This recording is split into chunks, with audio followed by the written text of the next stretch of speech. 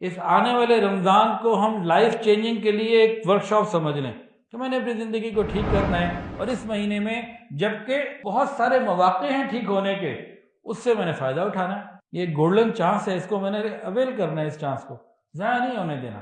اگر ہم بغیر منصوبہ بندی کے رمضان گزاریں گے، جو ہمارے دل میں تمنائیں ہیں نا کہ یہ نیکیاں کرنی ہیں، نہیں کر سکیں گے۔ ان گناہوں سے اپنے آپ کو بچانا ہے، چھڑانا ہے، ان سے جان چھڑانی ہے، نہیں کر پائیں گے۔ صرف ایک مہینہ ہی ہے، لیکن یہ اگلے 11 مہینے کو منظم کر سکتا ہے اگر ہم نے رمضان کا حق ادا کیا اور رمضان کو صحیح طریقے سے مینج کر کے گزارا۔ اس کا فائدہ کیا ہوگا؟ آنے والا پورا سال مینج گزرے گا، منظم گزرے گا۔ حضرت امام ربانی مجدد الفسانی رحمۃ اللہ علیہ فرماتے ہیں، مکتوبات میں لکھا ہے کہ جس کا رمضان کا مہینہ منظم گزرا، آرگنائز گزرا، اس کا اگلا پورا سال منظم گزرے گا۔ قیامت کے دن اللہ تعالیٰ کے عرش کے ساتھ رشتہ داریاں اس کے ساتھ معلق ہو کر، لٹک کر فریاد کریں گی، یا اللہ یہ وہ بندہ ہے جس نے رشتہ داریاں پوری کی ہیں، اور یہ وہ ہے جس نے پوری نہیں کی ہیں۔ تو جس نے رشتہ داریاں پوری ہوں گی اس کے لیے کامیابی ہے، جس نے رشتہ داری کی ذمہ داریاں پوری نہیں کی ہوں گی اس کے لیے پکڑ ہے۔ لیلۃ القدر میں بھی رشتہ داریاں توڑنے والے کی مغفرت نہیں ہوگی۔ رکھو روزے، کرو حج، کرو جو کرنا، تبلیغ کرو بیان، چلاؤ مدرسے۔ حضرت مولانا اشرف علی تھانوی رحمۃ اللہ علیہ سے کسی نے پوچھا تصوف کا خلاصہ کیا ہے؟ کہ سستی کو دور کر دو۔ رمضان مبارک کا مہینہ اللہ رب العزت کی رحمتوں کا خزینہ ہے۔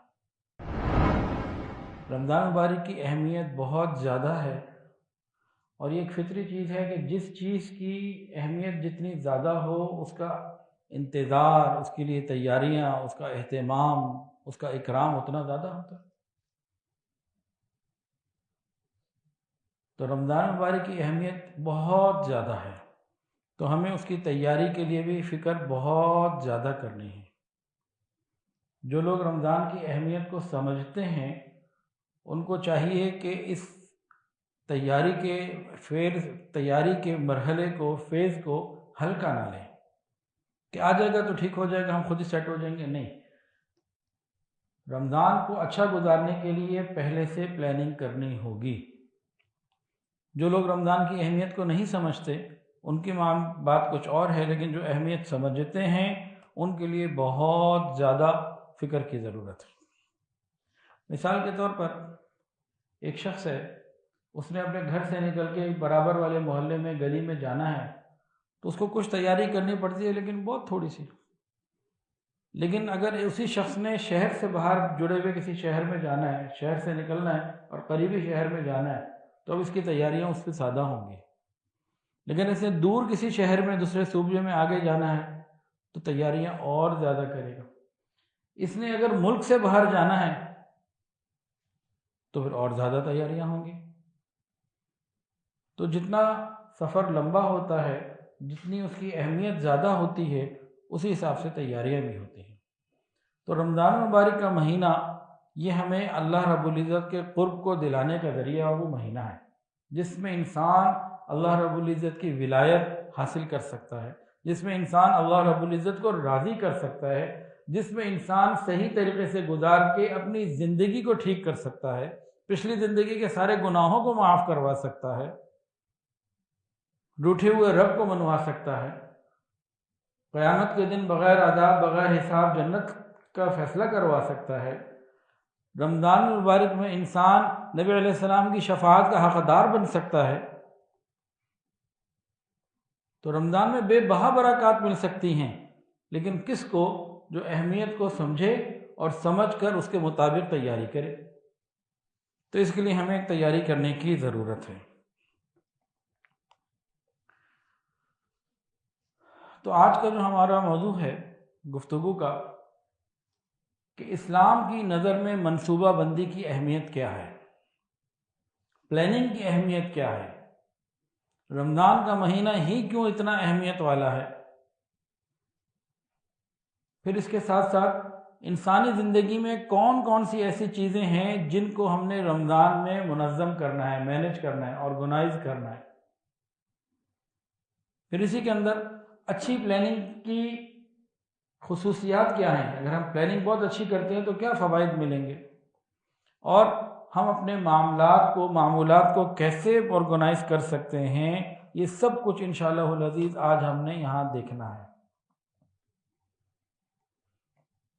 تو سب سے پہلی بات، اسلام کی نظر میں پلاننگ کی اہمیت۔ میں نے کیا کہا؟ اسلام، مسلمان تو نہیں کہا۔ اگر میں یہ کہوں مسلمان کی نظر میں پلاننگ کی اہمیت، تو آج کل تو ہمارا حال بڑا ہی عجیب ہے، خاص طور سے جو اسلامی ممالک میں مسلمان رہتے ہیں، ادھر جو جاپان میں مسلمان رہتے ہیں وہ بھی بڑے ویل پلانڈ ہیں، کیونکہ ماحول ایسا ہے، وہاں بغیر پلاننگ کے کوئی زندگی گزار ہی نہیں سکتا، ایک دم زبردست قسم کا ان کا قانون اور نظم ہے، آپ اس پہ چلتے جاؤ گے روبوٹ کی طرح تو چلتے رہو گے، من مرضی سے چلو گے تو فارغ ہے۔ تو اسلام کی نظر میں پلاننگ کی اہمیت کیا ہے، اس کو میں ایک قرآن مجید کی آیت سے اور اس کی مختصر سی تشریح سے واضح کرتا ہوں، اور ایک نبی کریم صلی اللہ علیہ وآلہ وسلم کی حدیث سے، اور اس کے اوپر الحمدللہ مینجمنٹ اور انبیاء کرام میرا بیان پورا موجود ہے کہ انبیاء کرام کی زندگی بڑی مینج ہوتی تھی، پلاننگ کے ساتھ ہوتی تھی، ایسے نہیں تھا کہ بس جو ہو جائے گا ہو جائے گا۔ قرآن مجید میں ایک آیت ہے، اعوذ باللہ من الشیطان الرجیم، بسم اللہ الرحمن الرحیم، وَلَوْ أَرَادُوا الْخُرُوجَ لَأَعَدُّوا لَهُ عُدَّةً وَلَكِنْ كَرِهَ اللَّهُ بِعَاثَهُمْ فَثَبَّتَهُمْ وَقِيلَ اقْعُدُوا مَعَ الْقَاعِدِينَ۔ ترجمہ یہ ہے منافقین کے حوالے سے، اللہ فرماتے ہیں کہ اگر ان منافقین کا جہاد پہ نکلنے کے لیے ارادہ ہوتا تو کچھ تیاری تو کرتے، تھوڑی یا زیادہ، کچھ تو ارادے کے بعد عملی طور پر کچھ کرتے، لیکن چونکہ انہوں نے ارادہ ہی نہیں کیا تو اللہ تعالیٰ نے بھی ان کا اٹھنا پسند ہی نہیں کیا، ان کے اندر سستی پیدا کر دی اور کہہ دیا گیا تم بیٹھے رہنے والوں کے ساتھ بیٹھے رہو، وَقِيلَ اقْعُدُوا مَعَ الْقَاعِدِينَ، بیٹھے رہو۔ بہت سے لوگ کہتے ہیں ہمیں توفیق نہیں ملتی، ہم اللہ سے مانگتے تو یا اللہ توفیق عطا فرما، ہم نماز نہیں پڑھتے، ہم اللہ سے مانگتے تو یا وہ نماز توفیق دے گا تو ہم پڑھ لیں گے۔ تو یہاں اس آیت کے اندر ان لوگوں کو جواب دے دیا جو کہتے ہیں ہمیں توفیق نہیں ملتی۔ مجاہدین کا ذکر ہے، یہاں پہ منافقین کا ذکر ہے، جہاد کے لیے خروج کا زمانہ تھا کہ نکلو، انفروا خفافا وثقالا، تو جن کے ارادے ہوئے کہ ہاں اللہ کا حکم آ گیا نکلنا ہے، انہوں نے اس کے لیے پلاننگ شروع کر دی، اللہ نے ان کو چن لیا اور اسباب عطا کر دیا اور وہ چلے گئے۔ اور جنہوں نے حکم سننے کے بعد ارادہ ہی نہیں کیا، کوئی پلاننگ ہی نہیں شروع کی، تو اللہ تعالیٰ نے چن لیا بیٹھے رہو، بیٹھے رہنے والوں کے ساتھ۔ تو کیا مطلب؟ یہ جو کہتے ہیں نا ہمیں توفیق نہیں ملی، اصل کے اندر یہ اندر سے ارادہ ہی نہیں ہوتا۔ جب ہمارا ارادہ سچا ہو اور ہم عمل شروع کر دیں، اس کے لیے فکر شروع کر دیں، پلاننگ شروع کر دیں، پھر وہاں سے مدد آتی ہے۔ بلا وجہ اللہ نہیں چاہتے کہ چلو جی چلو سارے جنت میں، پھر جہاں گناہ گار کو گناہ کا کنسیپٹ ہی نہ کرتے، فرشتے بہت تھے۔ اللہ ہمارا ارادہ دیکھنا چاہتے ہیں، ہمارا ارادہ کیا ہے۔ تو یہ بات سمجھ میں آ گئی جی، یا دوبارہ بتا دوں؟ جب ہمارا ارادہ ہوگا، نیت ہوگی اور اس کے لیے ہم پلاننگ کریں گے تو اللہ تعالیٰ کی مدد آ جائے گی، گویا توفیق مل جائے گی۔ جب اندر ارادہ ہی نہیں ہے تو زبانی جھوٹ کے بول سے توفیق نہیں ملتی۔ مسجد تو بنا دی شب بھر میں ایمان کی حرارت والوں نے، مسجد تو بنا دی شب بھر میں ایمان کی حرارت والوں نے، من اپنا پرانا پاپی تھا برسوں میں نمازی بن نہ سکا۔ اندر پاپی من جو ہوتا ہے نا، تو من اپنا پاپی ہوتا ہے اور ہم نعوذ باللہ اللہ پہ بلیم ڈال رہے ہوتے ہیں، وہ جی توفیق ہی نہیں مل رہی۔ کتنا بڑا یہ مسئلہ ہے۔ اب حدیث بھی سن لیجیے۔ نبی کریم صلی اللہ علیہ وآلہ وسلم نے، ایک صحابی آئے، کہا کہ مجھے نصیحت فرمائیے۔ آقا نے فرمایا نصیحت کروں تو عمل کرو گے؟ جی۔ پھر پوچھا 3 مرتبہ پوچھا، یعنی اچھے طریقے سے ان کو مضبوط کر لیا تاکید کے طور پر۔ یہ ہمارے لیے تھا، اصل میں تو صحابہ کرام تو صرف اشارہ کی دیر ہوتی تھی، کرتے تھے۔ فرمایا کہ جب تم کسی کام کے کرنے کا ارادہ کرو تو خوب غور و فکر اور تدبر کرو، یعنی پلاننگ بھرپور کر لو۔ تو مسلمان کو اللہ نے ایسا نہیں چھوڑا کہ اس کی زندگی میں پلاننگ نہ ہو. ہم نے آج چھوڑ دیا اپنے آپ کو تو یہ ایک الگ بات ہے. تو زندگی میں پلاننگ کی بڑی اہمیت ہے. صرف رمضان ہی نہیں، ہر کام کے لیے پلاننگ. اور حدیث کے اندر یہ آتا ہے کہ انسان اگر نیکی کا صرف ارادہ کر لے تب بھی اللہ تعالیٰ اس کو ثواب عطا فرما دیتے ہیں. تو ارادہ اور پلاننگ پہ بھی نیکی بھی عمل شروع نہیں ہوا. نبی کریم صلی اللہ علیہ وآلہ وسلم نے ایک مرتبہ رمضان شروع ہونے سے پہلے ایک خطبہ دیا تھا. اس میں نبی علیہ السلام نے کچھ ترغیب دی تھی. نبی علیہ السلام نے فرمایا کہ تمہارے پاس رمضان کا مہینہ آ رہا ہے، یہ عظیم مہینہ ہے، شہر برکہ، برکت والا مہینہ ہے. اللہ تعالیٰ کی رحمتیں اس مہینے میں اپنے بندوں کو ڈھانپ لیتی ہیں، بندوں کے گناہوں کو معاف کر دیا جاتا ہے، دعائیں قبول کی جاتی ہیں، اور اللہ تعالیٰ تمہارا ایک دوسرے سے بڑھنے کو نیکی میں دیکھتے ہیں کہ کون زیادہ آگے نیکی میں بڑھ رہا ہے. تمہارا جو آپس میں مقابلہ ہوتا ہے، کمپٹیشن، اس کو اللہ تعالیٰ دیکھتے ہیں. تو یہ حدیث جو ہے نا بہت واضح ہے رمضان کے حوالے سے. اور آج ہماری گفتگو کا ٹارگٹ بھی یہی ہے کہ ہم رمضان میں دوسروں سے کتنا زیادہ ایفیشینٹ ہوتے ہیں اور کتنی زیادہ اللہ تعالیٰ کو راضی کرنے کے لیے ہم کوششیں کرتے ہیں. تو آج ہمارا سارا گفتگو کا موضوع یہی ہے کہ کم وقت میں زیادہ سے زیادہ فائدہ ہم کیسے حاصل کر سکیں، کم سے کم وقت میں زیادہ سے زیادہ فائدہ ہم کیسے حاصل کر سکیں.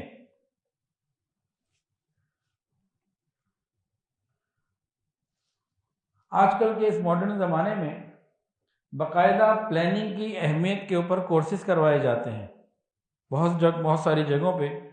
تو مینجمنٹ کے اندر پلاننگ بہت اہمیت ہے. آج کل مینجمنٹ کے کورس کروائے جاتے ہیں اور مینجمنٹ کے اندر پلاننگ کی بہت زیادہ اہمیت ہے. اور پلاننگ کی قرآن و حدیث کے اندر بھی آپ نے تفصیل تھوڑی سی سن لی. کسی نے یہ کہا if you fail to plan you are planning to fail. اگر آپ پلاننگ کرنے میں ناکام ہیں اور کام شروع کر رہے ہیں تو اس کا مطلب ہے آپ کام ناکام ہونے کے لیے شروع کر رہے ہیں، پھر آپ کی پلاننگ فیل ہونے کی ہے. if you fail to plan، اگر آپ فیل ہو گئے پلان کرنے میں، پلاننگ میں فیل ہو گئے تو اس کا کیا مطلب ہے؟ پھر اگر آپ کوئی کام شروع کریں گے تو آپ نے پہلے سے پلان یہ کر لیا کہ ہاں میں نے فیل ہی ہونا ہے. حضرت جی سے میں نے سنا، حضرت فرماتے ہیں ویل پلان ہاف ڈن، صحیح پلاننگ ہو گئی آدھا کام ہو گیا. تو ہم آتے ہیں کہ پلاننگ کا فائدہ کیا ہوتا ہے.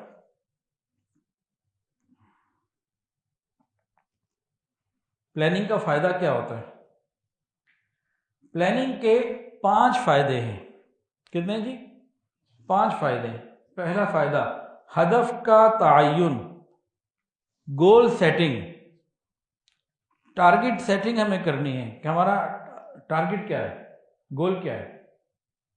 پہلا فائدہ یہ ہے. مثال کے طور پر میں بھی رمضان میں 10 قرآن مجید کی تلاوت کرتا تھا تو اس دفعہ 11 کی کروں گا. میں 5 کی کرتا تھا تو 6 کی کروں گا، 2 کی کرتا تھا تو 1 کروں گا، بالکل نہیں کرتا تو اب کچھ کروں گا. ہم ٹارگٹ سیٹ کریں گے. پلاننگ میں ہمارا سب سے پہلا کام کیا ہے؟ گول کی سیٹنگ، ٹارگٹ سیٹ کرنا ہے. پلاننگ کا ایک فائدہ یہ ہوتا ہے کہ جب ٹارگٹ سیٹ کرتے ہیں تو اس کو اچیو کرنا آسان ہو جاتا ہے. دوسرا فائدہ خطرات سے حفاظت.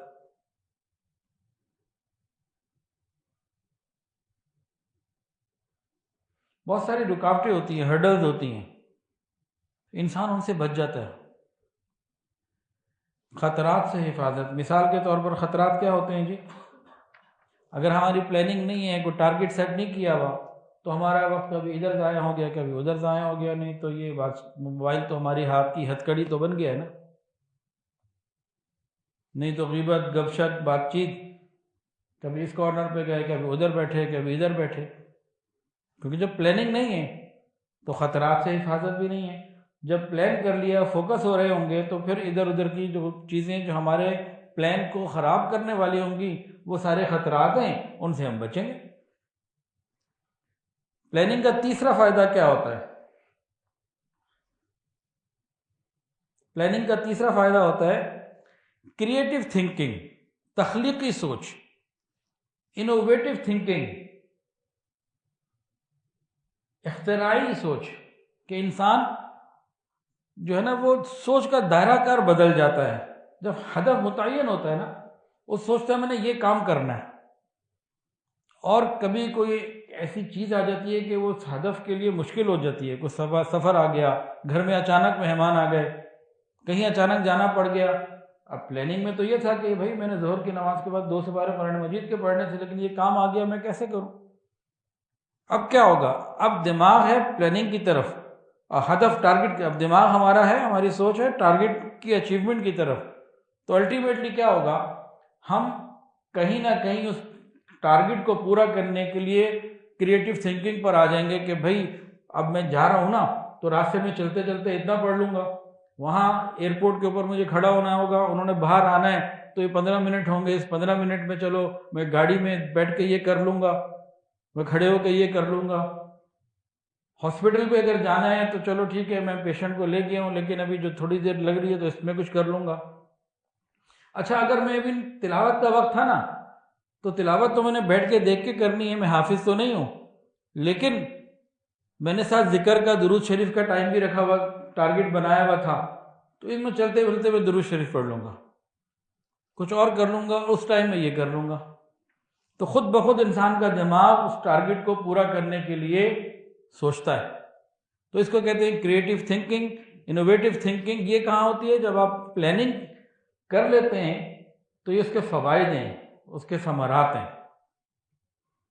پلاننگ کا چوتھا فائدہ کیا ہوتا ہے؟ اہداف کا حصول جو ہے نا وہ بڑا مضبوط ہو جاتا ہے، گول جو ہے نا اچیو ہو جاتے ہیں، مل جاتے ہیں، حاصل ہو جاتے ہیں، ٹارگٹ انسان پورا کر لیتا ہے، اچیومنٹ آف گول یہ ایزی ہو جاتی ہے، اہداف آسانی سے پورے ہو جاتے ہیں۔ کیوں؟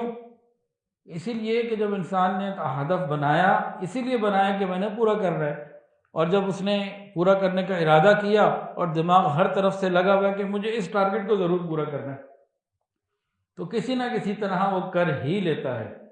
اور اگر پلاننگ نہ ہو تو پھر ٹارگٹ بھی نہیں ملتے، ایسے آپ سوچتے رہیں کہ میں اس رمضان میں اتنی تلاوت کروں گا، اتنا یہ کروں گا، کچھ بھی نہیں ہو پاتا اگر پلاننگ نہیں کی تو، وہ خالی تمنا رہ جاتی ہے، اس تمنا پہ اجر نہیں ملتا۔ اور پانچواں فائدہ کیا ہوتا ہے؟ مسلسل ترقی اور بہتری۔ پلاننگ کا پانچواں فائدہ کیا ہوتا ہے؟ مسلسل ترقی اور بہتری۔ ہماری کارکردگی اور صلاحیت بڑھتی چلی جاتی ہے، بڑھتی چلی جاتی ہے، اس کے لیے کوئی لمٹ نہیں رہتی، یعنی کنٹینیوس ڈیولپمنٹ اینڈ امپروومنٹ۔ یہ پانچواں فائدہ ہے پلاننگ کا۔ یہ فائدے ان کو محسوس ہوں گے جو زندگی کو پلان کر کے گزارنا شروع کریں گے۔ تو ہم رمضان کو پلان کریں تو یہ سارے فائدے ہم اپنی آنکھوں سے دیکھیں گے۔ ہاں، اگر ہم بغیر منصوبہ بندی کے وقت کوئی کام کریں، جیسے رمضان کی بات ہے، اگر ہم بغیر منصوبہ بندی کے رمضان گزاریں گے تو کیا ہوگا؟ جو ہمارے دل میں تمنائیں ہیں نا کہ یہ نیکیاں کرنی ہیں، نہیں کر سکیں گے۔ ان گناہوں سے اپنے آپ کو بچانا ہے، چھڑانا ہے، ان سے جان چھڑانی ہے، نہیں کر پائیں گے۔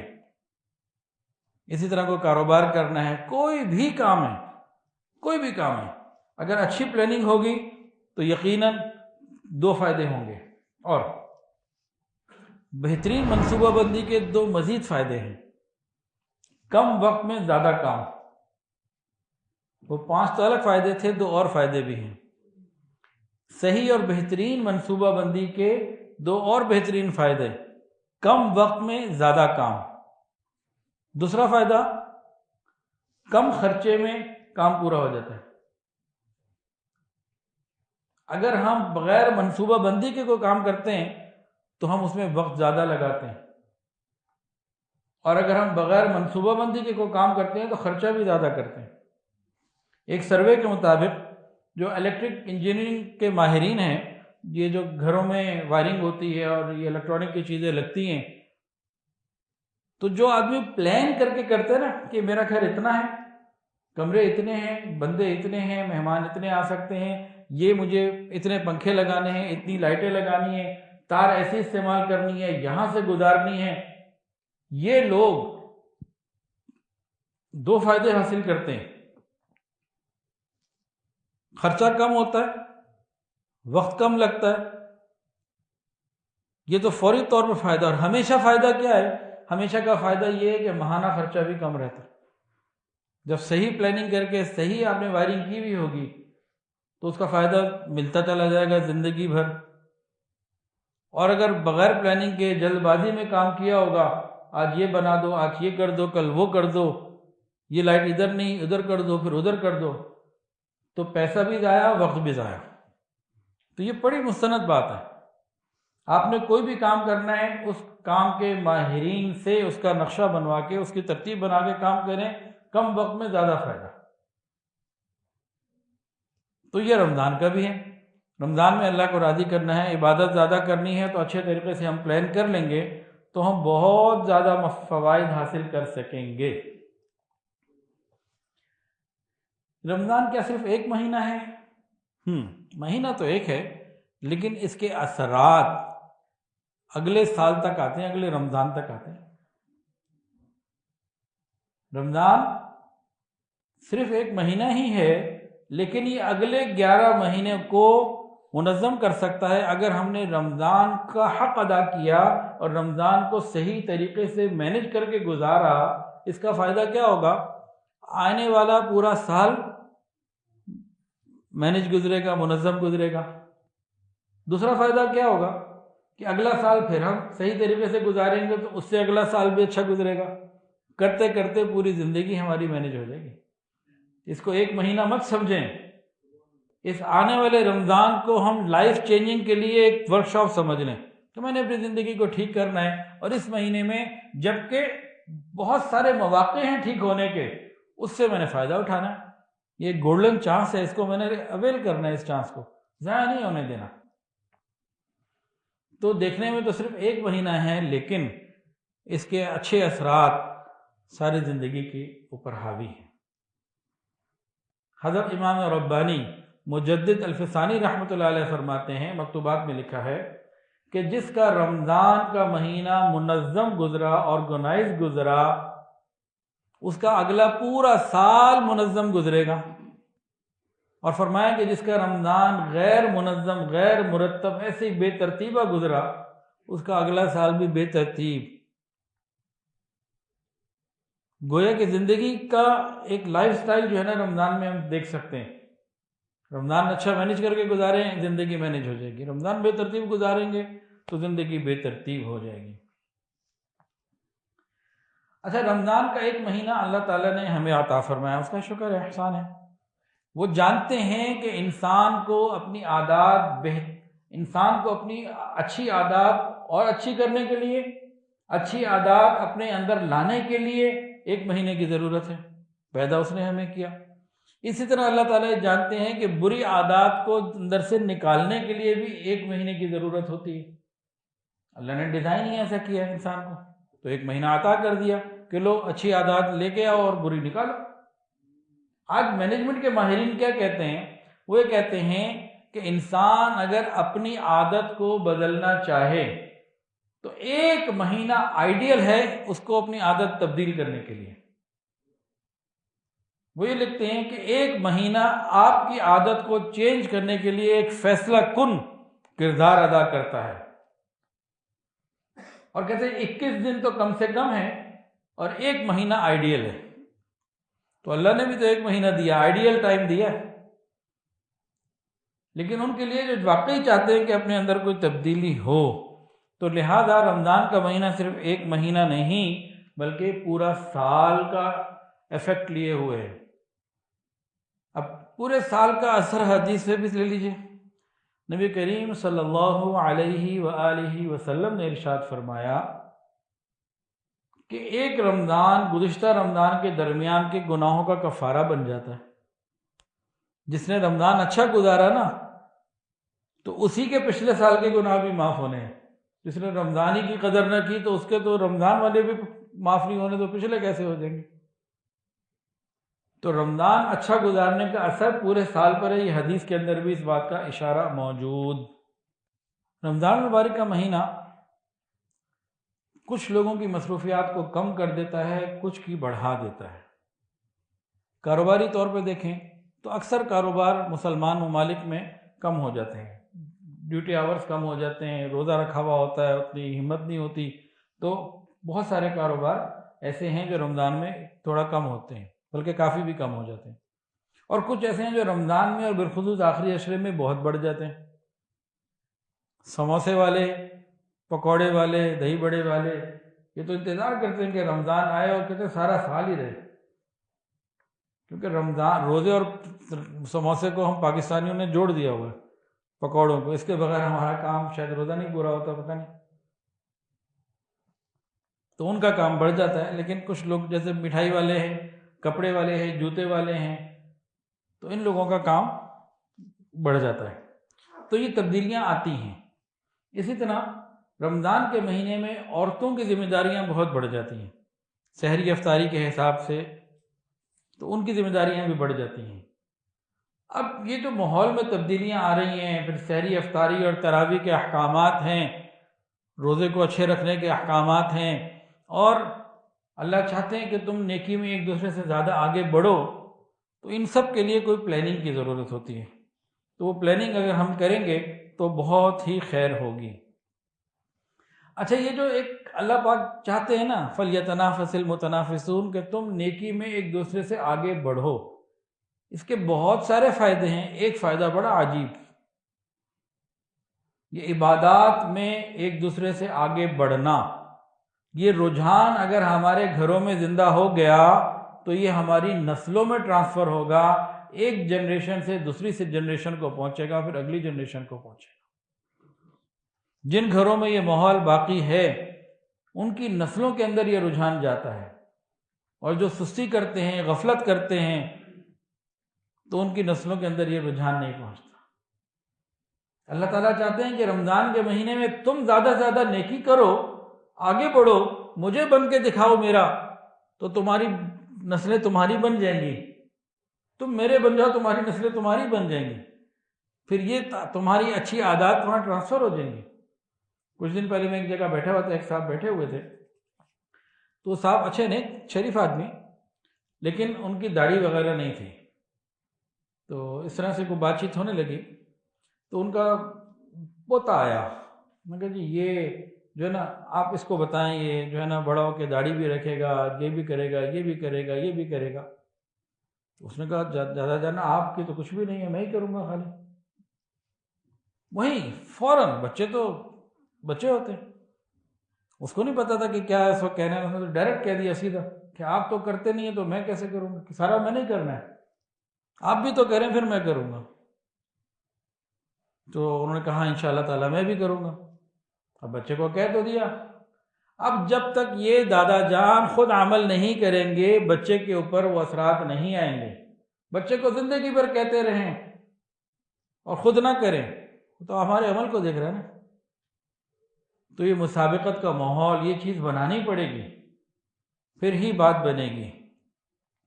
تو اگر ہم خود عملی طور پر آگے بڑھیں گے تو اس جنریشن سے نیکسٹ جنریشن پہ یہ اچھے اثرات جائیں گے، اور ہم پیچھے رہیں گے تو وہی اثرات آگے بڑھیں گے. تو ہمارے اوپر لازم ہے کہ ہم رمضان کو مینیج کریں. خاص طور سے بچیوں کے لیے، عورتوں کے لیے بہت زیادہ ذمہ داریاں رمضان میں آ جاتی ہیں کہ سب کی ڈیمانڈ بڑھ جاتی ہیں. سحری میں یہ چاہیے، افطاری میں یہ چاہیے، اور کسی کی کوئی بات، کسی کی کوئی بات. پھر اپنا روزہ بھی رکھنا ہے اور ذمہ داریاں بھی پوری کرنی ہیں، تلاوت بھی کرنی ہے، پھر بچوں کی ذمہ داریاں بھی پوری کرنی ہیں. تو اس میں کئی دفعہ بعض مستورات، عبادات پوری نہیں کر پاتے. سمجھتی ہیں بس گھر کے روزے دار جو مرد ہمارے ہیں ان کے لیے سحری افطاری کی، اس میں ہمیں ثواب مل گیا. وہ صرف اتنے ثواب تک جب محدود رہتی ہیں تو اگلی نسل کے اندر وہ چیزیں ٹرانسفر نہیں ہوتی. تو عورتوں کی ذمہ داری مردوں سے بعض صورتوں میں زیادہ بڑھ جاتی ہے، بہت زیادہ بڑھ جاتی ہے۔ پھر مردوں کے ڈیوٹی آورز کم ہوتے ہیں، تو جناب شوہر صاحب گھر سے نکلتے بھی دیر سے ہیں، آ بھی جلدی جاتے ہیں۔ تو جب شوہر صاحب جو ہیں دیر سے گھر سے نکلیں گے تھوڑے ٹائم کے لیے، جلدی آ کے دھمک جائیں گے، تو لازمی بات ہے پھر ان کے معاملات میں۔ تو عورتوں کے لیے بہت زیادہ پورا مہینہ بہت زیادہ جو ہے نا ایک محنت والا اور بہت ہوتا ہے کہ وہ بہت اوور لوڈ ہوتی ہے، بہت زیادہ، وہ نیند پوری نہیں ہو رہی ہوتی۔ نیند پوری کرنا تو عبادت رہتی ہے، عبادت پہ جائے تو کھانا رہتا ہے، اس کی خواہش رہ گئی، تو ایک جو ہے نا مسلسل جنگ رہتی ہے۔ اب یہ کیسے ٹھیک ہوگا؟ مینجمنٹ سے ہوگا، گھر والوں کی ذہن سازی سے ہوگا۔ تو اسی لیے یہ آج کا جو ہے یہ بیان ہے۔ تو انسان کی زندگی میں نا مختلف سرکلز ہوتے ہیں۔ آج ہمارے بیان جہاں تک چلے گا، یہ ہماری اس کا نا پہلی نشست ہے، فرسٹ سیشن۔ سیکنڈ سیشن انشاءاللہ اس بدھ کو کر لیں گے، تو جو بدھ کو تشریف لا سکیں گے بہت اچھا، نہیں تو پھر ان کو انٹرنیٹ کے ذریعے انشاءاللہ تعالیٰ مل جائے گا۔ انٹرنیٹ کا مطلب پتہ کیا ہے؟ ہمارے شیخ فرماتے ہیں، حضرت پیر حافظ الفقار احمد نقشبندی دامت برکاتہ عالیہ، انٹرنیٹ کیا ہے؟ Inter into the net, inter into the net, ایک جال کے اندر بندہ چلا گیا، اور یہ جال ایسا ہے کہ جب انسان اس میں پھنس جائے تو پھر بعض مرتبہ ایمان بھی چلا جاتا ہے، اور بہت ساری چیزیں اس جال میں پھنس کے بندہ پھر گنوا دیتا ہے۔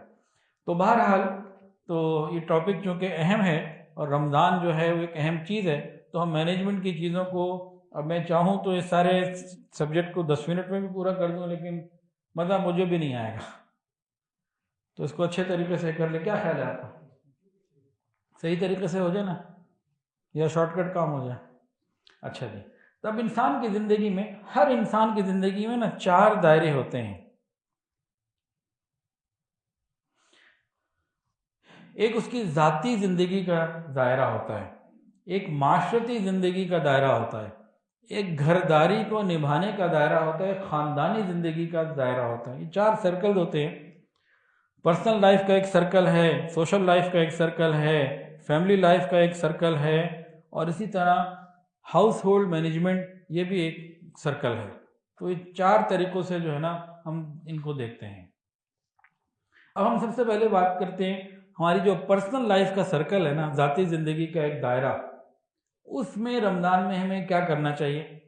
اچھا، یہ بعض ٹپس ہیں جو دی جا رہی ہیں، ان کو کم بھی کیا جا سکتا ہے، بڑھایا بھی جا سکتا ہے، ہر آدمی اپنے حساب سے اس کو آرگنائز کر سکتا ہے، کسٹمائز کر سکتا ہے۔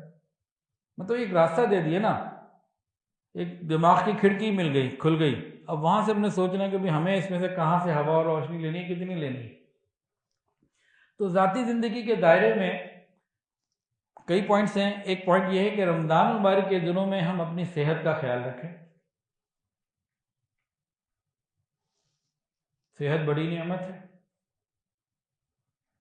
بہت سارے لوگ ہمارے معاشرے میں ایسے ہیں جو یہ چاہتے ہیں کہ ہر سال وہ اپنا میڈیکل چیک اپ کروائیں، بہت سارے، خاص طور سے جن کی عمر 40-50 سے اوپر چلی جاتی ہے، تو ڈاکٹر بھی کہتے ہیں ہر سال آپ کچھ ٹیسٹ ایسے ہیں جو کروا لیا کرو، ذرا اپڈیٹ رہے۔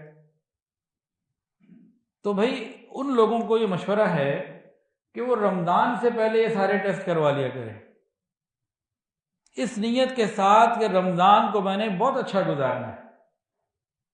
تو یہی میڈیکل ٹیسٹ جس کو جو ہوں گے، یہی انشاءاللہ تعالیٰ ثواب کا ذریعہ بن جائیں گے کہ بھی رمضان میں نے اچھا گزارنا ہے۔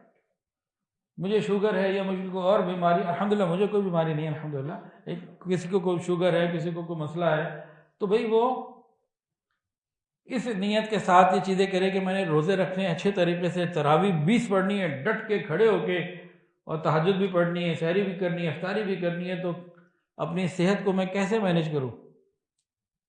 تو وہ ٹیسٹ بھی کروائے اور اس کو آرگنائز کرے تو گزر جائے گا انشاءاللہ العزیز، رمضان اچھا گزر جائے گا۔ تو اپنی صحت کو دیکھیں۔ صحت میں بہت ساری چیزیں دیکھنے کی ضرورت ہے۔ اپنی نیند کو آرگنائز کریں۔ بے شمار نہیں، شاید سارے ہی ڈاکٹر اس بات پر متفق ہیں کہ جس کی نیند صحیح نہیں ہے اس کی صحت ٹھیک نہیں رہ سکتی۔ میں نے ایک کتاب لکھی، سلیپ مینجمنٹ، اس کا سینٹرل آئیڈیا کیا ہے نبی علیہ السلام کی رات نام رکھا سلیپ مینجمنٹ، اور اس میں پھر میڈیکلی، نفسیاتی، معاشرتی بہت سارے پوائنٹس لکھیں اور احادیث بھی ہیں، تو اس میں چیزیں لکھی بھی ہیں۔ وہ کتاب میرا ایک بیان ہوا مینٹل ہاسپٹل لاہور میں، تو وہاں کے ایک سینئر ڈاکٹر تھے، تو اس وقت ان کی جو وہاں کی جاب تھی نا 33 سال گزر چکے تھے، ریٹائرمنٹ کے قریب تھے۔ جب میں نے ان کو کتاب دی اور تھوڑے سے اس کے بارے میں بتایا تو کہنے لگے کہ بھئی ہمارے پاس جو لوگ آتے ہیں اگر ان کی نیند گھر میں مینج ہو جائے تو ہمارے پاس آنے والے 70% لوگ کم ہو جائیں۔ یہ نفسیاتی مسائل، یہ دماغی مسائل، یہ سارے شروع کب ہوتے ہیں؟ جب نیند متاثر ہوتی ہے۔ تو اپنی نیند کو کنٹرول کرنا ایک پورا کام ہے، ایک محنت طلب کام ہے۔ تو سلیپ مینجمنٹ وہ کتاب بھی موجود ہے، اور اس کو انٹرنیٹ کے اوپر یوٹیوب پہ ہمارے عشق الہی کے بیان بھی موجود ہے، اس کو دیکھا جائے۔ تو اپنی نیند کو مینیج کرنا ہے۔ رمضان میں تو بہت ساری تبدیلیاں ہیں، تو صحت میں نیند کا بھی بڑا ایک تعلق ہے۔ آج کل وفاق کے پیپر ہو رہے ہیں جناب، طلباء اور طالبات پوچھتے ہیں جی ساری رات جاگنا پڑتا ہے تو کیا کریں؟ میں تو کہتا ہوں بھائی نیند آئے، مجھے فون آتے ہیں واٹس ایپ ریکارڈنگ کہ جی کچھ چیز بتائیں کہ میں ساری رات جاگ کے پڑھوں، ایسا کوئی حل بتائیں ساری رات پڑھوں۔ تو میں ایک ہی جواب دیتا ہوں، آپ نے تیاری اچھی کرنی ہے، امتحان اچھا دینا ہے، تو پھر رات کو جب نیند آئے تکیہ سر کے نیچے رکھ کے سو جائیں، اپنی نیند مناسب لیں، پھر آپ ایفیشنسی سے سارے کام کر سکتے ہیں۔ 6 راتیں جاگنے سے کیا ہوگا؟ کچھ بھی نہیں ہوگا، خرابی ہوگی۔ تو مناسب نیند ضروری ہے، اس کے بغیر کام نہیں ہمارا۔ دوسری چیز صحت کے والے سے اپنے کھانے پینے کو، اپنے ڈائٹ کو دیکھیں کہ ہماری ڈائٹ کے ہم کھا کیا رہے ہیں، اور کوشش کر لیں کہ رمضان المبارک میں فرائی آئٹم کم سے کم کرنے، یہ پکوڑے اور یہ جلیبیاں اور جناب سموسے اور کیا کیا ہوتا ہے جی، کچوریاں، اور عین افطاری کے وقت اس کو جتنا کم کر سکتے ہو کریں، چھوڑ دیں۔ اس کے بغیر بھی یقین کریں روزہ اللہ کے یہاں قبول ہو سکتا ہے۔ جس طرح اگر کسی نے روزہ پکوڑے افطاری کے بعد پکوڑے نہیں کھائے تو ایسا نہیں ہے کہ خطرہ رہے گا کہ روزے کی قبولیت میں۔ تو یہ بہت زیادہ فرائیڈ آئٹم تو صحت کے لیے نقصان دہ ہیں۔ پھر افطاری کے عین وقت بوتل پی لیتے ہیں، اندر جا کے تباہی ہے۔ بوتل تو ویسے ہی نہیں پینی چاہیے، لیکن افطاری کے وقت تو وہ اور زیادہ تباہی ہے۔ تو اپنے کھانے پینے کی عادات کو بھی ہم دیکھیں، ہمیں صحت اچھی رکھنی ہے۔ اسی طرح پیدل چلنا، کوئی ایکسرسائز، اس کی بھی کوئی نہ کوئی ترتیب ہونی چاہیے۔ لیکن اگر ہم تراویح جو ہے وہ شوق سے پڑھ رہے ہیں اور نمازیں بھی پڑھ رہے ہیں، تہجد بھی پڑھ رہے ہیں، تو انشاءاللہ العزیز کسی درجے میں گزارا ہو جائے گا۔ لیکن جن کی عادت ہے تھوڑا تھوڑا کوشش کریں۔ میں کوشش کرتا ہوں رمضان المبارک میں عصر کی نماز کے بعد واک کرنے کی۔ اس وقت واک کرنے کا جتنا فائدہ ہوتا ہے نا، وہ اور 24 گھنٹے کے سائیکل میں رمضان کے اندر کسی دوسرے وقت میں واک کا فائدہ نہیں ہوتا۔ اس وقت ڈائریکٹ فیٹ جو ہے نا وہ ختم ہوتی ہے تھوڑا مشکل کام، لیکن ارادہ کر لیں ہوگا، کرنا ہے تو اللہ ہمت دے دیتے ہیں۔ ان میں ارادہ ہی نہیں کرتا تو پھر نہیں ہوتا۔ جتنا ہو سکے تو ہم نے ساری چیزوں کو دیکھنا ہے جی۔ تو یہ ہمارا ساتھ یہ ذاتی زندگی کا جو دائرہ ہے نا، پرسنل لائف کا ایک سائیکل ہے، تو اس کے لیے چند باتیں ہو گئیں۔ اس میں بہت ساری باتیں ہو سکتی ہیں، چند باتوں کا مطلب یہ ہے کہ یہ ایک آئیڈیا آ گیا، اب اس میں سے ہر آدمی اپنے حساب سے پلس مائنس کر لے۔ دوسرا ہے کہ ہمارا سوشل سائیکل، معاشرتی زندگی کا ایک سلسلہ۔ تو رمضان مبارک میں معاشرتی زندگی بھی بڑی متاثر ہوتی ہے، متاثر سے مراد تبدیل ہو جاتی ہے، اس میں بڑی چینجنگز آ جاتی ہیں۔ اب رمضان مبارک میں اگر لوگوں سے ملنا ملانا ہے، آنا جانا ہے، تو یقیناً سحری افطاری کے اوقات، تراویح کی، ان ساری چیزوں کو ہمیں مینیج کرنا ہوتا ہے۔ تو اس کا ایک بہت آسان طریقہ یہ ہے کہ ہم زیادہ سے زیادہ لوگوں سے جو ملاقات کرنی ضروری ہو تو ہم رمضان سے پہلے ہی مل لیں۔ کوشش کس بات کی ہو جائے کہ رمضان کو ذرا ہم ملاقاتیں کم کر دیں، اللہ سے رابطہ بڑھا لیں۔ لیکن اللہ تعالیٰ سے رابطہ بڑھانے کا یہ مطلب نہیں ہے کہ دنیا سے بالکل ہی رابطہ ختم کر دیں، جہاں ضروری درجے کا ہو اس کو باقی رکھیں، بلکہ میرا تو رمضان میں بڑھ جاتا ہے، حالانکہ میں کیا بات کر رہا ہوں کہ کم ہو، میرا تو بڑھ جاتا ہے۔ وہ رمضان میں ہماری کوئی ایسی ایکٹیویٹیز ہوتی ہیں جس کی وجہ سے لوگوں سے رابطہ بڑھ جاتا ہے، دورہ قرآن ہے اور بہت ساری چیزیں ہیں۔ پھر رمضان میں جو ہے فنڈ ریزنگ کا بھی ایک معاملہ ہوتا ہے، رمضان میں مختلف جگہ افطاری ہو رہی ہوتی ہے، ماشاءاللہ لاہور میں، گلگت میں، مختلف جگہوں پہ، مختلف شہروں میں وہ چل رہی ہوتی ہے۔ پھر الحمدللہ جب سے ہیڈ آفس یہ بلڈنگ تیار ہوئی ہے تو گزشتہ رمضان یہ ہوا کہ تقریباً رمضان میں 12 یا 15 دن تو ہم نے مختلف لوگوں کی دعوت کی افطاری کے موقع کے اوپر، آپ لوگ بھی آئیے۔ تو اس میں ہوتا ہے کہ ادارہ دکھانا، تعارف کرانا، تاکہ وہ ایک پیغام ہمارا پہنچ جائے۔ اب کسی نے ڈونیشن دینا ہے نہیں دینا وہ اس کا معاملہ ہے، کوئی زبردستی نہیں ہوتی، اطلاع کرنا کہ بھئی یہ ادارہ ہے، یہ کام ہو رہا ہے۔ تو رمضان میں یہ سارے ہی کرتے ہیں، ہمیں بھی کرنا ہوتا ہے، تو میری تو مصروفیات اور زیادہ بڑھ جاتی ہے، لیکن سب کے اپنے اپنے معاملات ہیں نا، تو ہر آدمی اپنے اعتبار سے دیکھے کہ اس کی ڈیوٹیز کیا ہیں، اس کے مطابق پھر وہ اپنے وقت کو جو ہے نا آرگنائز کرے۔ تو معاشرتی حوالے سے ثواب کمانے کے موقع بھی ہوتے ہیں بعض مرتبہ، تو ہم دیکھیں کہ ہم نے اچھا گزارنے کے لیے، اچھا بعض ایسے لوگ بھی ہیں اور رمضان المبارک میں اپنے واٹس ایپ کو بند کر دیتے ہیں کہ بس زیادہ عبادت کرنی ہے، تو بہت اچھا، تو جو جتنا کر سکتا ہو، ہر آدمی کی اپنی اپنی زندگی ہے، تو اس حساب سے وہ دیکھیں۔ اب قریبی رشتہ دار ہیں، ان کے حقوق ہیں، بعض مرتبہ رمضان میں ان سے ملنے جانا وہ انتہائی اہم ہوتا ہے، اور یہ رشتہ داریاں جوڑنا رمضان میں، جو کہ دل سب کے نرم ہوتے ہیں، صبر کا مہینہ ہوتا ہے، معافی کا مہینہ ہوتا ہے، تو حدیث سن لیجئے، قیامت کے دن اللہ تعالیٰ کے عرش کے ساتھ رشتہ داریاں اس کے ساتھ معلق ہو کر، لٹک کر فریاد کریں گی، یا اللہ یہ وہ بندہ اس نے رشتہ داریاں پوری کی ہیں، اور یہ وہ ہے جس نے پوری نہیں کی ہیں۔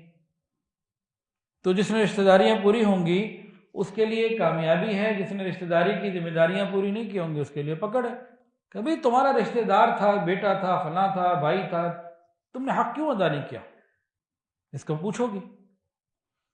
تو رمضان میں رشتہ داریوں کا حق ادا کرنا، جو اس کے لیے کر سکے اس میں بھی بڑھے۔ ہاں اس بات کو ذہن میں رکھیں کہ 15 شعبان کی رات کو اور 27 رمضان کی رات کو معافی نامہ واٹس ایپ پر اسٹیٹس پر لگانے سے معافی نہیں ملا کرتی۔ یہ معافی نامہ نہیں، ٹوپی ڈرامہ ہے معافی نامے کا۔ معافی مانگنے سے ملتی ہے، حقوق ادا کرنے سے ملتی ہے، رابطہ بحال کرنے سے ملتی ہے، آنے جانے سے ملتی ہے۔ سارا سال تو جو کیا ملے نہ ملے برا سوچتے رہے، 15 رمضان کو ایک میسج اسٹیٹس پہ لگا دیا، انٹرنیٹ پہ وائرل کر دیا کہ جی بس معاف کر دیں۔ یہ معافی نہیں ہوتی، ٹوپی ڈرامہ ہے یہ۔ حقیقی طور پہ شرمندگی ہو اور انسان ادراک کرے، عمل سے پتہ لگتا ہے۔ تو خاندانی زندگی یہ بھی ہے۔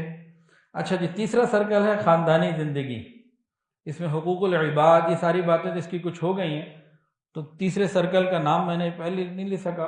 تو یہ خاندانی زندگی میں حقوق العباد، رشتہ داریوں کے حقوق، یہ سب ہیں۔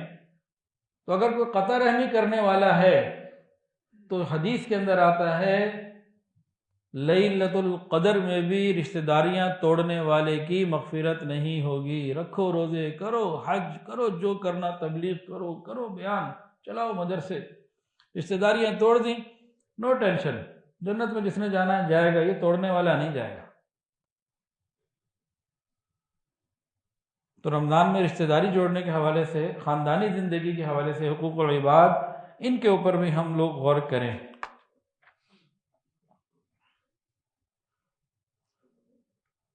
پھر گھرداری کا جو سائیکل ہے، یہ مرد کے لیے بھی ہے، عورت کے لیے بھی۔ عورت کا تو بہت زیادہ بڑھ جاتا ہے۔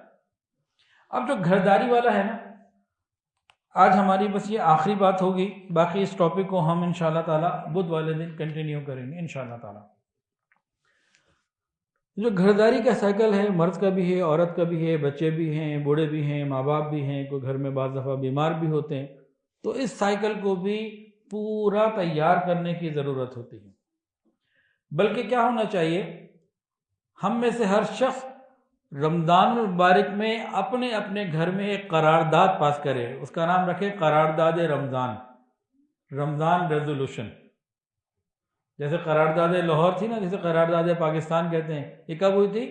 21 مارچ 1940، ہاں 23 مارچ 1940، ٹھیک ہے۔ تو قرارداد رمضان گھر میں ہم پاس کریں، رمضان ریزولوشن ہونی چاہیے جی۔ وہ کیا ہے؟ اس میں جو مین پوائنٹ ہے نا، جو کی پوائنٹ ہے کہ رمضان مبارک کے تقاضوں کے مطابق اپنے گھر کے ماحول کو تبدیل کریں۔ یہ لائن چاہے تو لکھ لیجئے۔ رمضان ریزولوشن کیا ہے؟ قرارداد رمضان جو گھر میں مشورے سے پاس کرنی ہے، وہ رمضان المبارک کے تقاضوں کے مطابق اپنے گھر کے ماحول کو بدلنا ہے، گھر کا ماحول رمضان کے مطابق ڈھالنا ہے۔ جن گھروں میں رمضان کے مطابق ماحول بدل دیے جاتے ہیں وہاں گھر والے زیادہ سے زیادہ عبادت کر لیتے ہیں، اور جس گھر میں یا جن گھروں میں رمضان کے مطابق ماحول کو تبدیل نہیں کیا جاتا وہاں عبادات بھی زیادہ نہیں ہو پاتی۔ ماحول کا بہت بڑا اثر ہوتا ہے، ماحول خود بخود انسان کو عبادت پہ اکسا دیتا ہے۔ آج ہی میں جا رہا تھا ظہر کی نماز کے لیے پیدل، تو ہمارے ایک پڑوسی وہ گاڑی پہ جا رہے تھے، انہوں نے بٹھا لیا، بات چیت ہوئی تو میں نے کہا میں بھی جاپان سے آیا ہوں۔ انہوں نے کہا جی وہ میرا ایک دوست بھی جاپان گیا تھا، وہ تو سارے وہاں کے تو نفسیاتی مریض ہیں وہاں کے لوگ۔ میں نے کہا بھائی کیا مطلب؟ انہوں نے کہا جی وہ تو سارے پاگل ہیں۔ میں نے کہا بھائی آپ کیا کہنا چاہتے ہیں؟ میرا دوست گیا تھا، کہتا ہے یار وہ تو کچرا بھی ڈال رہے ہیں تو اس دن پلاسٹک کا ڈالو، اس دن لوہے کا ڈالو، اس دن دوسرا ڈالو، اس ڈبے میں یہ ڈالو، اس ڈبے میں یہ ڈالو، ایسے کرو ایسے کرو۔ کہتے ہیں میں تو وہاں جا کے پاگل ہی ہو گیا اور ڈرنے لگا کہ کوئی غلطی نہ ہو جائے، غلطی ہوگی تو جناب چالان ہو جائے گا۔ جس ڈبے میں کین ڈالنا ہے پیپسی کا، اس ڈبے میں اگر آپ نے ٹیشو پیپر والا کچرا ڈال دیا تو جرمانہ ہو جائے گا۔ جس دن آپ نے پلاسٹک بوٹل کا کچرا ڈالنا ہے اس دن آپ نے کوئی اور کچرا ڈال دیا تو جرمانہ ہو جائے گا۔ کہتے ہیں میں تمہارا کہ پریشان ہو گیا کہ یہ کدھر آ گئے، یہ تو سارے نفسیاتی لوگ ہیں، یوں نہیں کر سکتے وہ نہیں کر سکتے، اتنی پابندیاں۔ یہ ان کا اپنا دیکھنے کا ایک انداز تھا، کیونکہ یہاں تو ہر چیز کا ماحول کھلا۔ لیکن وہاں جا کے وہاں ہمارے ایک میزبان تھے وقاص، انہوں نے کہا کہ جو جاپان میں آتا ہے کچھ عرصے کے بعد یہاں کے ماحول میں وہ رنگا جاتا ہے، کہ ماحول ایسا ہے کہ آپ اس کے خلاف کر ہی نہیں سکتے۔ تو رمضان المبارک میں اگر ہم رمضان کے تقاضوں کے مطابق اپنے گھر کے ماحول کو بنا لیں گے تو سارے کام آسان ہو جائیں گے، اور اگر ہم ماحول نہ بنا سکے تو پھر ہم کچھ نہیں کر سکیں گے۔ تو یہ ماحول کا بہت بڑا اثر ہوتا ہے عبادت بہت زیادہ کرنے میں یا عبادت میں رکاوٹ بن جاتی ہے۔ ماحول نہ بناؤ تو یہی وقت سوشل میڈیا پہ کھیل کود میں گپ شپ میں ادھر ادھر ضائع ہو جاتا ہے۔ اس میں ماحول پورا نہ ہونے کے ہمارے معاشرے کے نقصانات کیا ہیں؟ رمضان کا مہینہ آتا ہے، ایک شوق ہوتا ہے، کریز ہوتا ہے، خوشی ہوتی ہے، 5-7 دن ڈٹ کے تراویح، ڈٹ کے روزے اور مزے عبادت کے لگ رہے ہوتے ہیں۔ 7-8 رمضان کے بعد ٹھنڈے پڑ جاتے ہیں، مسجدیں پھر خالی ہونا شروع ہو جاتی ہیں، جوش ٹھنڈا ہو جاتا ہے۔ اس کے بعد پھر طاق راتوں میں پھر جوش دوبارہ آتا ہے، 21ویں شب سے وہ واپس آ جاتا ہے، پھر 27ویں شب تک اور بڑھتا ہے، پورے پیک پہ پہنچ جاتا ہے، اور 27ویں شب کے بعد پھر نیچے گراف آتا ہے، اور چاند رات کے بعد تو سب واش ہو جاتا ہے۔ یہ کیوں ہوتا ہے؟ کہ ہم نے رمضان کی اہمیت کے مطابق پلاننگ نہیں کی ہوتی، رمضان کو ہم نے اچھا گزارنے کا سوچا نہیں ہوتا، اس لیے گزر نہیں پاتا، پھر چل رہے ہوتے ہیں۔ لیکن جو لوگ رمضان کے تقاضوں کے مطابق اپنے گھر کے ماحول کو بنا لیتے ہیں وہ پورا رمضان پھر اچھے طریقے سے گزارتے ہیں۔ وہ 7واں روزہ ہو یا 18واں روزہ ہو یا 28واں یا 29واں یا 30واں، ان کے لیے وہ رمضان کا وقت ہوتا ہے، قیمتی ہوتا ہے، اہمیت والا ہوتا ہے، کیونکہ اہمیت کو انہوں نے سمجھ کے اس کے مطابق تیاری کی ہوتی ہے۔ رمضان مینجمنٹ میں ناکامی کا سب سے بڑا سبب کیا ہے؟ رمضان مینجمنٹ میں ناکامی کا سب سے بڑا سبب کیا ہے؟ ابھی آپ لوگ اس کے جوابات دیجئے. کئی جواب ممکن ہیں، ایک میں نے دینا ہے. وہ میرا بیسیکلی حضرت تھانوی رحمۃ اللہ علیہ کا ہے. میرا کام کیا ہے، ایک ڈاکیے کا، بڑوں کی بات آگے پہنچا دیتا ہوں. تو مجھے تو کچھ نہیں آتا جاتا، جو بڑوں سے سنتا ہوں پہنچا دیتا ہوں. اب تو چھوٹوں سے بھی سیکھتا ہوں، بھائی جسے اچھی جو بات مل جائے تو آگے پہنچا دی، بس اتنا کام ہے. اچھا جی، رمضان مینجمنٹ میں ناکامی کی سب سے بڑی وجہ کیا ہو سکتی ہے؟ یا کئی وجوہات بتائیں. موبائل کا استعمال، ایک جواب آ گیا. اور ہمت نہیں کرتے، 2 جواب آ گئے. اور سوتے زیادہ ہیں، 3 جواب ہو گئے. اور زیادہ کھاتے ہیں، خوب کھاتے ہیں. سحری میں اس لیے زیادہ کھاتے ہیں کہ روزہ رکھنا ہے، اور افطاری میں اس لیے زیادہ کھاتے ہیں کہ سارا دن روزہ رکھے ہو، اب افطاری کا وقت ہے، اب بھی نہ کھاؤ. رمضان میں تو وزن کم ہونا چاہیے، بعض لوگوں کا بڑھ جاتا ہے اسی خوف میں کہ سحری میں زیادہ نہیں کھائیں گے تو روزہ دن نہیں گزرے گا، اور افطاری کے بعد بھوک لگ رہی ہوتی ہے تو پھر بہت زیادہ کھاتے ہیں. اچھا چلیں، اوور ایٹنگ ایک پوائنٹ آ گیا. اور عید کی تیاری رمضان کو ضائع کرتی ہے. اور یہ سارے جوابات درست ہیں، اور بھی ہو سکتے ہیں، لیکن جو اس میں رمضان مینجمنٹ میں ناکامی کی سب سے بڑی وجہ وہی ہے جو تصوف کے اسباق میں آگے نہ بڑھنے کی ہے، سستی. کوئی چیز رکاوٹ نہیں ہے سوائے ہماری ذاتی سستی کے. حضرت مولانا اشرف علی تھانوی رحمۃ اللہ علیہ سے کسی نے پوچھا تصوف کا خلاصہ کیا ہے؟ کہ سستی کو دور کر دو. اب سستی کیسے دور کرو؟ چستی سے لاؤ. وہ کرنی پڑے گی، وہ کوئی ڈال نہیں دے گا، کوئی انجیکشن نہیں ڈال سکتا کہ آج ان کو چستی کا انجیکشن لگا دیا. ایسا نہیں ہے، خود ہمت کرنی ہے، خود آگے ہمت کر کے بڑھنا ہے. ہماری سستی کے علاوہ رمضان مینجمنٹ میں کوئی رکاوٹ نہیں.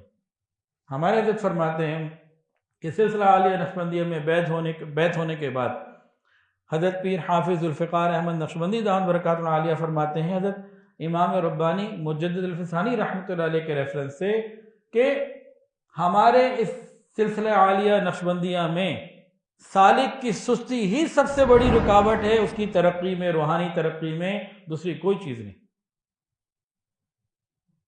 ہم ہمت کریں تو سارے مسئلے حل ہوتے ہیں، ہم ہمت نہ کریں تو کچھ بھی نہیں ہوتا. تو چستی کرنی پڑے گی. تو یہاں تک تو باتیں ہو گئی ہیں، وقت آج کا مکمل ہمارا ہو گیا. انشاءاللہ اس کو ہم رمضان مینجمنٹ کی جو ورکشاپ یہ ہے، اس کا سیکنڈ انشاءاللہ اس بدھ کو 7:30 سے 8:30 کریں گے انشاءاللہ تعالی. ایک تو جی یہ چھوٹی سی کتاب ہے رمضان المبارک ورک بک، الکہف ورک بک رمضان مبارک کے لیے. 130 روپے اس کی قیمت ہے، اور اس کے اندر جو ہے نا یہ مختلف پیجز ہیں، جس میں یہ ہے کہ بھئی لایانی سے بچنا ہے، نماز پڑھی کہ نہیں پڑھی، اور کچھ اعمال کرنے والے ہیں، کچھ نہ کرنے والے ہیں. تو جو ہم کرتے جائیں لکھتے جائیں، جو رہ جائے وہاں کراس لگا دیں. اب اس کو ہم استعمال کیسے کر سکتے ہیں؟ اس کو استعمال ایسے کر سکتے ہیں کہ ہر آدمی اپنی بھی ایک خرید کے رکھے اور خاموشی سے اس کو بھرتا جائے. اور اگر گھر میں ماحول بڑھانا ہے نا کہ سارے آئیں، تو گھر میں 4 بچے ہیں نا، چاروں کو ایک ایک لے کے دے دی، ہر بچے کی الگ، کہ بھئی اس کو بھرو اور سچا بھرو، صحیح بھرو، اور ہر 10 دن بعد چیک کرواؤ. تو جس کی سب سے زیادہ اچھی ڈائری ہوگی اس کو عیدی سب سے زیادہ ملے گی. دیکھیں بچے کیسے دوڑ دوڑ کے اس کو پھر اچھے طریقے سے بھریں گے. گھر کے اندر ایک ماحول پیدا ہوگا نا. اسی طرح کو مدرسے والے اپنے بچوں کو دے سکتے ہیں کہ بھئی رمضان کے بعد جو اس کو زیادہ اچھا بھر کے لائے گا اس کو دیں گے. اسکول والے دے سکتے ہیں، اور بھی کسی بھی جگہ، یہ بڑا چھوٹا ہر ایک کے لیے قابل عمل ہے کہ بھئی اس کو ہم نے اچھے طریقے سے پورا بھرنا ہے، اپنا آپ کو آگے بڑھانا ہے. تو یہ بھی ایک حل ہے، یہ بھی ایک طریقہ ہے سستی کو دور کرنے کا. تاہم یہ لینا کوئی ضروری نہیں ہے، رمضان کا حصہ نہیں ہے یہ، لیکن اپنے آپ کو آگے بڑھانا، کرنا، پابند کرنا، لگانا، تو اس میں پھر یہ چیزیں سپورٹیو ہوتی ہیں، مددگار ہوتی ہیں، انسان کو ٹارگٹ پورا کرنے میں سہولت ملتی ہے. تو جی الکہف ورک بک برائے رمضان المبارک، رمضان کی تیاری کیسے کی جائے، رمضان کیسے گزاریں، اس حساب سے اس میں چیزیں ہیں. اور 130 روپے جو ہے اس سال اس کا ہدیہ ہے. ہاں کسی نے ویسے منگوانی ہو تو ٹرانسپورٹ کا خرچہ یا کوریئر کا خرچہ وہ الگ باتیں. اور یہ جھنگ میں چھپی ہے حضرت جہاں حضرت جی کی کتابیں چھپتی ہیں مکتبۃ الفقیر، ان سے مل جائے گی۔ وآخر دعوانا ان الحمد للہ رب